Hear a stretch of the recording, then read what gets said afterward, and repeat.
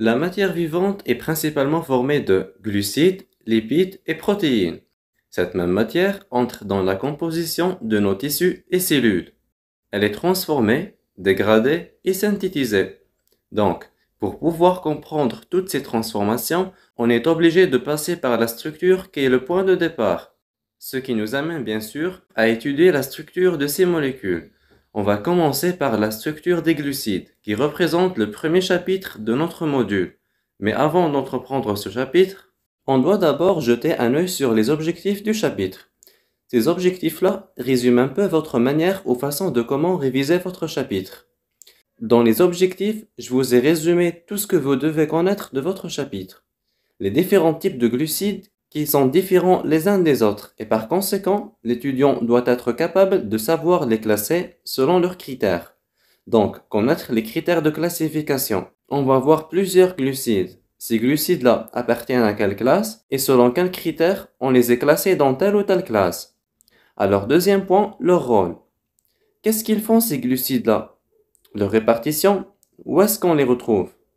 Est-ce qu'ils sont fabriqués dans notre organisme? Est-ce qu'ils sont ramenés par l'alimentation? Et leur fonction? Quelle est la fonction de ces glucides? Troisième point, on doit être capable de différencier les oses et les osides grâce à leurs critères de classification. Différencier les différents isomères. On doit étudier ces derniers car certains enzymes agissent sur tel ou tel isomère. Donc, si vous ne connaissez pas les isomères, vous ne saurez pas que font ces enzymes-là. Par conséquent, on est obligé de maîtriser les isomères. Certes, on ne va pas avoir toutes les isomères que vous avez vues en chimie, parce que nos exemples sont limités en biochimie. Mais quand même, on va voir pas mal d'isomères. Alors, le point suivant, nommer les glucides. Il faut savoir à la base de leur structure. C'est-à-dire, lorsque je vais vous donner les structures, vous devez être capable de les nommer, de donner le nom systématique des composés que je vous donne.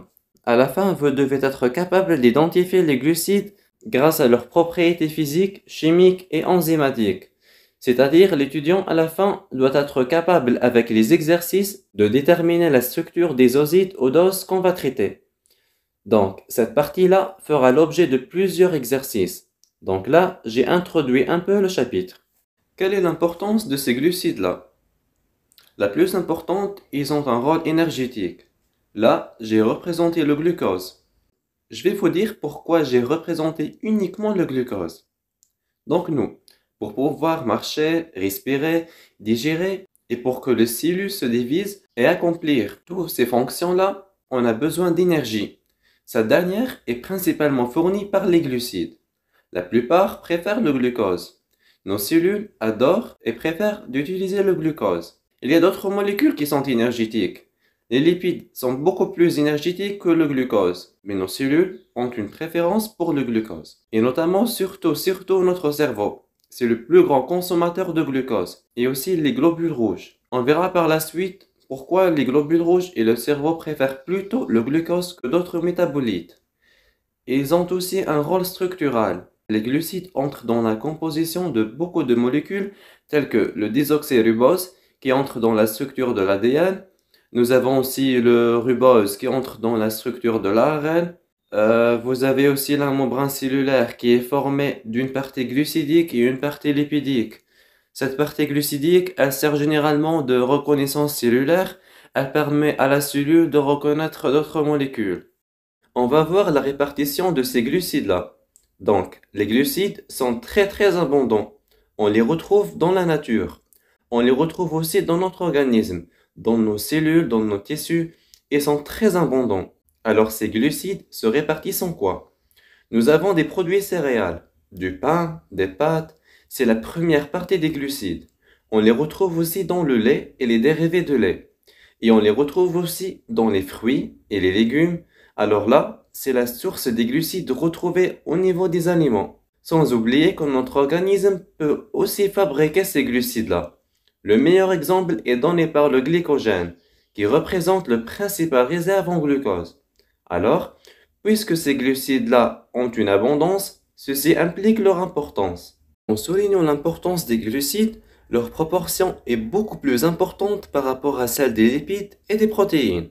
Notre organisme a besoin d'une proportion de 45 à 55% de glucides, 20 à 53% pour les lipides et entre 10 à 20% pour les protéines. Sans oublier ainsi que nous avons deux types de glucides. Nous avons des glucides complexes. C'est des glucides complexes dans la structure. Ils sont complexes parce qu'ils sont formés de plusieurs unités par rapport aux glucides simples qui, eux, sont formés d'une unité ou 2 à 3 unités. Ils sont beaucoup plus simples à leur structure. Le mot unité, ça veut dire anose. Par exemple, glucose, fructose, mannose, etc. Sans oublier que les glucides complexes sont bons pour la santé et les glucides simples sont moins bons pour la santé. On avait dit tout à l'heure que la matière vivante était formée par des glucides, lipides et protéines. Alors, pour les glucides, autrefois appelés hydrates de carbone. Donc, si vous entendez le mot hydrate de carbone, c'est à cause de leur formule empirique qui est CnH2nOn. Donc, alors, ils sont formés d'une chaîne carbonée. Là, voici la chaîne carbonée avec plusieurs fonctions hydroxyle ou alcool, et une fonction aldéhydique et une fonction cétonique. On va maintenant détailler ces glucides. Alors, les glucides se subdivisent en deux grandes classes, les oses et les osides. On avait dit que les glucides sont des grosses molécules. Sur quels critères on les divise en oses et osides? Tout simplement sur le critère nombre d'unités. Donc maintenant, dès que vous entendez le mot ose, ça veut dire c'est des molécules simples. Osides, c'est des molécules complexes. Donc, qu'est-ce qui a fait qu'on divise les glucides en oses et osides? C'est le nombre d'unités. Oses, c'est des molécules simples. Osides, c'est des molécules complexes. Alors, pour les oses, vont se subdiviser en aldose et cétose. On verra après sur quels critères s'étant basé pour diviser les oses en aldose et cétose. Les osides, à leur tour, se subdivisent en holosides et hétérosides. Même chose, on va voir le critère de division des holosides et hétérosides. Qu'est-ce qui est produit par hydrolyse? Les osides par hydrolyse, lorsqu'ils vont libérer que des oses, ça sera des holosides. Par contre, les osides, lorsqu'ils sont hydrolysés, libèrent une partie glucidique et une partie non glucidique. On les appellera hétérosides. Alors, je reprends. Les osides sont subdivisés en holosides et hétérosides en fonction de ce qu'ils libèrent. Si ce qu'ils libèrent est 100% glucidique, ce sont des holosides. Si ce qu'ils libèrent est une partie glucidique et une partie non glucidique, ça sera des hétérosides. Alors les holosides à leur tour se divisent en oligosides et polyosides. On va d'abord voir le schéma général et après on va détailler. Alors, qu'appelle-t-on un ose? Premier point, un ose est une molécule simple, non hydrolysable. On les appelle aussi monosaccharides. Ce sont des sucres simples. Parce qu'ils sont des sucres simples, ils sont rapidement mobilisables par nos cellules. Comment est-ce qu'on a classé ou divisé les oses en aldoses et cétoses? On va voir les critères de classification. D'abord, le premier élément à voir, c'est le nombre de carbone. Et de 3 carbones jusqu'à 7 carbones. Il y a plus. Il y a des glucides qui possèdent plusieurs carbones, mais ils sont pas trop stables. C'est pour ça on arrête jusqu'à 7. De 3 à 7 carbones. Ça va pas dire qu'il y a que 7. Il y a plus, mais ceux-là, ils sont pas stables. Donc, premier critère, c'est le nombre de carbones. Deuxième critère, c'est la position du carbonyle. Que veut dire un carbonyle? Un carbonyle est un carbone doublement substitué à un oxygène. Donc, la combinaison des deux critères-là nous permet de définir un ose. Donc, les glucides se subdivisent en oses et osides. Et les oses à leur tour se subdivisent en aldoses et cétoses. C'est ce qui nous a permis de diviser ces oses en aldoses et cétoses. Ce sont les deux critères-là, à savoir le nombre de carbone, qui varie de 3 à 7, et la position du carbonyle, que nous allons voir tout de suite. Si le carbonyle est à l'extrémité de la chaîne, il s'agit d'un aldose. Et nous avons une fonction aldéhydique. Exemple, le glycéraldéhyde. Maintenant, si le carbonyle est à l'intérieur de la chaîne, plus précisément le carbone numéro 2, la fonction est une fonction cétonique et c'est un cétose. Exemple, la dihydroxyacétone. Voici des exemples en structure. Donc, aldose, le glycéraldéhyde, c'est le plus petit ose.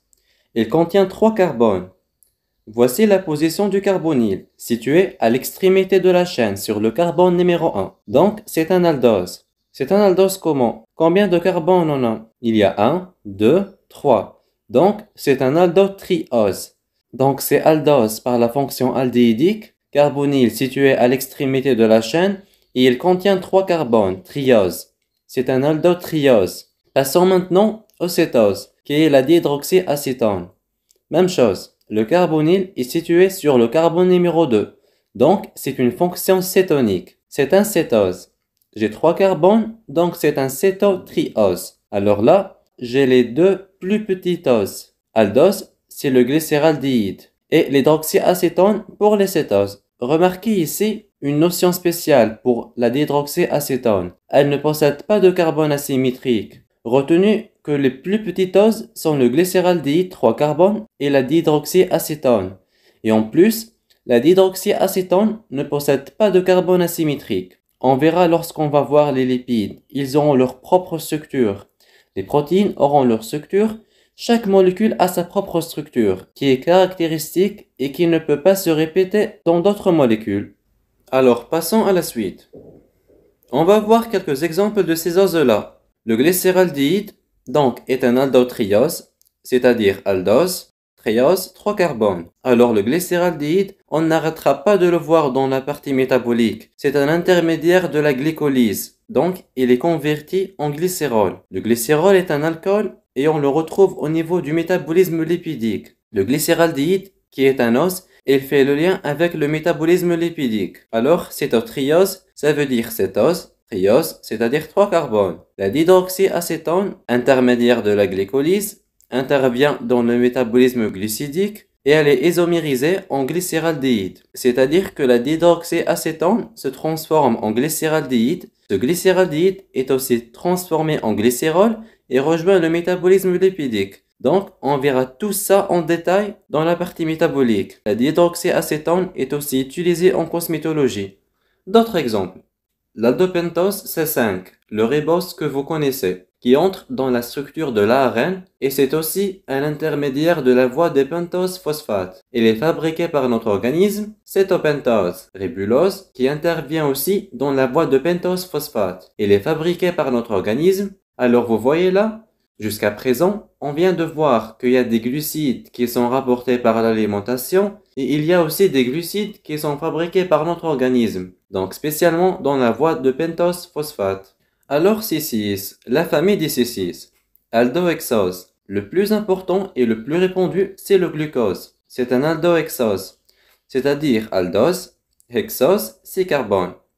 Que fait ce glucose? Principale source d'énergie des cellules, surtout le cerveau et les globules rouges. Il est fourni par l'alimentation. Quels sont les aliments qui contiennent le glucose? Plein d'aliments. Je cite les fruits, le jus, le sucre blanc, les gâteaux, les pâtisseries, tout ce que vous voulez. L'aldocétose, le copain.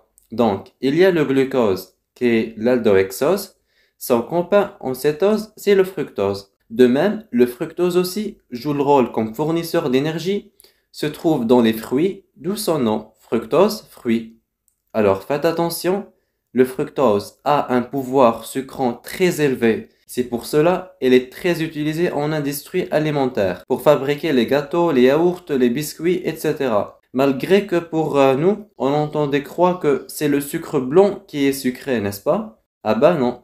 Le fructose, lui, il est plus sucré. Il a un pouvoir sucré très élevé que le saccharose, c'est-à-dire le sucre blanc, que nous utilisons quotidiennement. Et c'est pour ça, c'est ce qui lui a valu qu'il soit utilisé en industrie alimentaire. Bon, jusqu'à maintenant, on a vu les oses, qui sont répartis en aldose et cétose. Les critères de classification sont le nombre de carbone et position du carbonyle. Passons maintenant aux osides. Alors, les osides, comme les a définis tout à l'heure, sont des molécules complexes. Ce sont de grosses molécules formées par plusieurs unités. Contrairement aux oses, les oses sont des molécules simples, formées par une seule unité. Contrairement aussi aux oses, les osides sont hydrolysables, puisque ce sont de grosses molécules formées par plusieurs unités. Donc, elles sont reliées les unes aux autres par des liaisons, c'est-à-dire on peut rompre ces liaisons, on peut couper ces liaisons et libérer leur contenu. On les appelle aussi polysaccharides, contraire du mot monosaccharide. Polysaccharides, plusieurs.